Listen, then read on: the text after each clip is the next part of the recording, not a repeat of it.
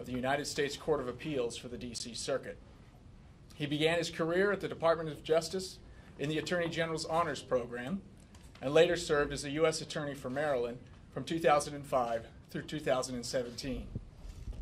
Today, as Deputy Attorney General, he is the second highest ranking official in the Department of Justice, and he assists the Attorney General in formulating policy and in leading all of the department's various programs. General Rosenstein has been a tireless supporter of the Civil Rights Division and an unwavering advocate for the zealous and aggressive enforcement of the nation's hate crimes laws. Unfortunately, General Rosenstein's busy schedule requires him to leave immediately after his remarks today. But fortunately, he's made time to address us on this important and timely topic. Please join me in welcoming the 37th Deputy Attorney General, Rod Rosenstein. Thank you. Thank you very much. Thank you very much. And those of you who are eating lunch, I encourage you to go on eating. I admire the efficiency of this program, but thank you for taking the time to give me an opportunity to speak. I'm delighted to be here with so many members of the law enforcement community who are committed to investigating and prosecuting hate crimes. The tragic attack on the Pittsburgh Tree of Life Synagogue just 2 days ago serves as a stark reminder of the need to protect all Americans against hate crimes. In mourning the victims today, we also rededicate ourselves to our commitment to preventing hate crimes. As President Trump said in condemning the crime, there must be no tolerance for anti-Semitism in America. Within a few hours of the tragedy on Saturday, Attorney General Sessions announced the filing of federal criminal charges. He reiterated that hatred and violence on the basis of religion can have no place in our society. And I spoke to our U.S. Attorney on Saturday, who was actually on the scene Saturday afternoon, demonstrating the significance of our federal commitment, along with, obviously, the responding police and federal agents. America's founders prized liberty, and they designed our government to protect it. A tone of tolerance was established by President George Washington in 1790, shortly after the adoption of the U.S. Constitution. In a letter to the Jewish population of Newport, Rhode Island, President Washington explained that the United States proudly stands for the principle that all possess alike liberty of conscience and immunities of citizenship. In America, Washington believed, freedom to practice a minority religion is a matter of right and not an indulgence from the majority. Washington wrote as follows: "For happily, the government of the United States, which gives to bigotry no sanction, to persecution no assistance, requires only that they who live under its protection should demean themselves as good citizens." Washington expressed his hope that all people who dwell in this land continue to merit and enjoy the goodwill of the other inhabitants, while everyone shall sit in safety under his own vine and fig tree, and there shall be none to make him afraid. The metaphor Washington used is from the Old Testament, the Hebrew Bible. It reflects one of the fundamental goals of government, to protect the safety of the people served by the government.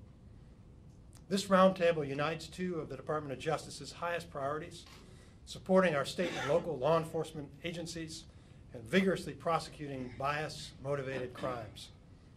Vigilant enforcement of the laws helps to deter violations. Prosecuting criminals is the most salient aspect of law enforcement, but we must always remain focused on the primary goal: to prevent crime from happening. Our true measure of success is the crimes that do not happen. I want to begin by thanking the law enforcement officers who are on the front lines in confronting criminals. Every day you risk your own safety to protect others. In Pittsburgh, we saw yet another dramatic example of officers who ran straight into the line of fire to protect their fellow citizens. Every day, America's brave law enforcement officers demonstrate sacrifices like that. For this, you have the utmost respect and gratitude of the President, the Department of Justice, and the entire nation. Thanks to you, the vile forces of bigotry and hatred will not ever prevail in America. Today, our distinguished speakers will discuss the best methods to track and prosecute hate crimes, but the advice will not come only from the designated speakers. We convene this session as a roundtable rather than a series of lectures because the best strategies usually emerge from discussions among colleagues with experience on the front lines. We hope to foster relationships that will allow you to partner with the department to stop hate crimes in your community and thereby together to make all of our communities more safe. Hate crimes obviously are not a recent development. On this day in 1869, Ku Klux Klan members broke into the home of Abram Colby, a former slave and one of the first African-American members of the Georgia legislature. Frustrated that Colby would not accept bribes, nor would he cave to threats, the Klansmen took him to the woods and whipped him for hours, leaving him for dead. He did not die. He went on to testify in Congress about the incident. 20 years ago, on October 7th of 1998, two perpetrators drove a young man named Matthew Shepard to a remote area where they beat him, robbed him, and tied him to a fence post outside Laramie, Wyoming. They killed Shepard because he was gay. Last Friday, he was interred at the National Cathedral. I'm grateful to Matthew's parents for joining us today to discuss their important work to prevent hate crimes. I had the opportunity to speak with them just recently before I came to speak with you. I'm very grateful to them for their work, which stands as a living memorial to their son. A few months before Mr. Shepard's death, white supremacists in Jasper, Texas, killed an African-American man named James Byrd Jr. for no reason other than the color of his skin.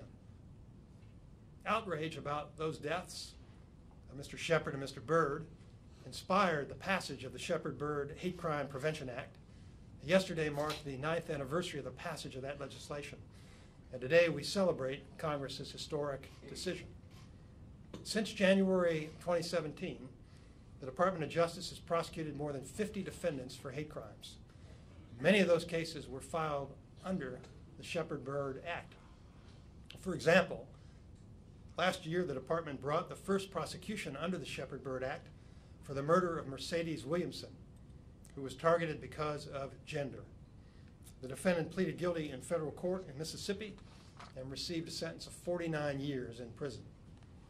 In another matter, the Attorney General sent a federal hate crimes prosecutor to help Iowa state prosecutors try two men for the murder of Kadari Johnson, a high school student also attacked because of gender.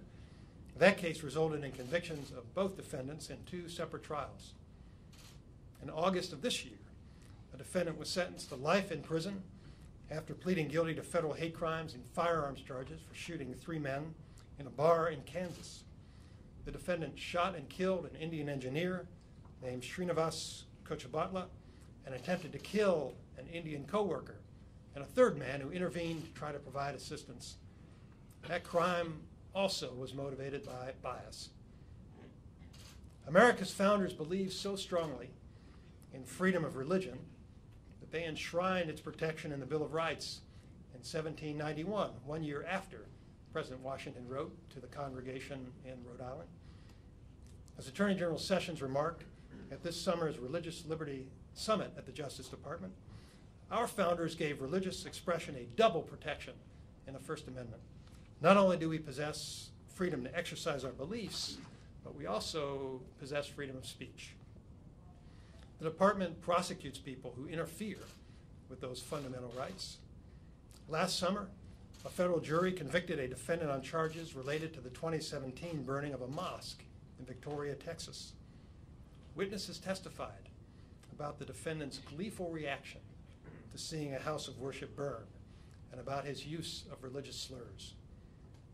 The federal complaint filed in Pittsburgh on Saturday alleges 29 violations of federal law, including prohibitions against hate crimes.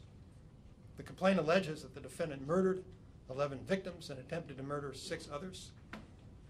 Most of those victims were killed in the course of exercising their religious beliefs, people who posed no threat, no danger to the suspect. He also wounded law enforcement officers who were seeking only to protect the other victims. Earlier this month, Congress, with the support of the administration, enacted legislation that strengthens another federal hate crime law and further protects religious freedom. That law, known as the Church Arson Prevention Act, protects the rights of individuals at all houses of worship, not just churches, to exercise their religious beliefs free from threats and force. The recent amendment widens the law's application to include other types of religious property and to punish people who seek to interfere with religious freedom. In addition to protecting traditional houses of worship, the amended act now protects religious schools, hospitals, and similar institutions. And our department's commitment to combat hate crimes extends beyond prosecutions. Soon after his confirmation, Attorney General Sessions created a hate crimes subcommittee as part of his task force on violent crime reduction pursuant to the President's executive order. The department has transformed that subcommittee into a freestanding hate crimes enforcement and prevention initiative led by our Civil Rights Division under John Gore's leadership. The new initiative coordinates the department's efforts to eradicate hate crimes, and it facilitates outreach to law enforcement agencies and to the public. This roundtable is actually part of that ongoing initiative. And today, the Department of Justice is announcing the launch of a hate crimes website, a one-stop portal with information about all of our resources concerning hate crimes. Law enforcement officers, prosecutors, members of the public can readily find information on our website about resources to prevent and prosecute hate crimes. I encourage you to use that portal and provide feedback to us so that we can make it an even better resource in the future. The initiative also is taking on the challenging task of addressing the gap in hate crime reporting. I spoke with the Shepherds about this, and I think they'll be talking with you about that shortly during their panel presentation. According to the latest FBI uniform crime reports, 88% of agencies that report hate crime data to the FBI reported 0 hate crimes in 2016. We are reviewing the accuracy of those reports. We need to improve the collection and reporting of data. And moreover, simply reporting hate crimes does not mean, simply not reporting hate crimes does not mean they aren't happening. We need your help to help us understand the reasons why victims don't report hate crimes. We also need to understand the barriers that law enforcement officers and agencies face in reporting hate crimes to the FBI. Together, we can find ways to improve reporting of hate crimes, and that will allow us to more effectively target our resources to the places where they're most needed. To achieve that goal, the National Institute of Justice will grant the University of New Hampshire approximately $840,000 to conduct a national survey of hate crime incidents and victimization. That study will yield detailed data about hate crimes, analyze local policies that affect hate crime reporting, and identify successful investigation and prosecution strategies. It will survey 3,000 law enforcement agencies to collect information about rates of reporting hate crimes. A follow-up survey will ask 250 prosecutors about incidents that result in arrest, and through that initiative, we hope to gather further information that will improve our data collection in the future. I'm also pleased that the important work you're undertaking will be supported. In March, the Attorney General announced a $10 million technical assistance program known as the Collaborative Reform Technical Assistance Center, a partnership with the International Association of Chiefs of Police and 8 leading law enforcement, leadership, and labor organizations. Now, that partnership will now include the prosecution and prevention of hate crimes. For the first time, law enforcement will be able to assess critical and innovative education and training resources on hate crime investigations and prosecutions.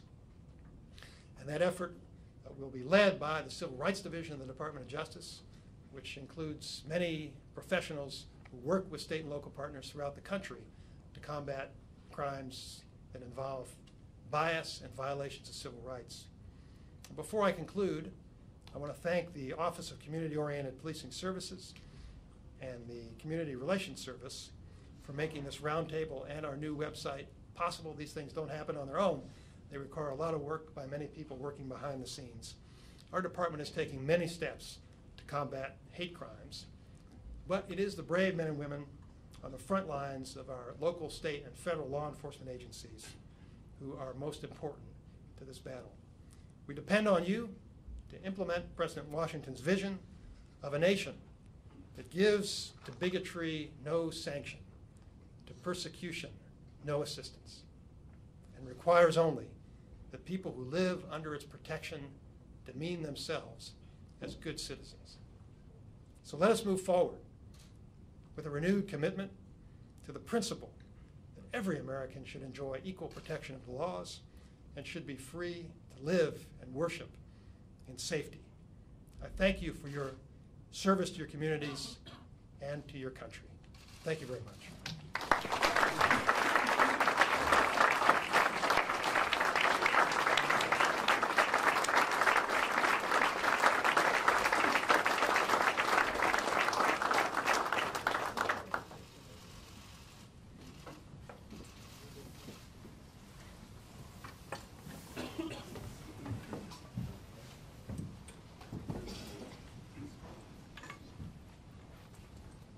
Well, a heartfelt thank you to our Deputy Attorney General, Rob Rosenstein, for his words of leadership and encouragement around the work we're doing, as well as the investment through the COPS Office and Civil Rights Division and CRS.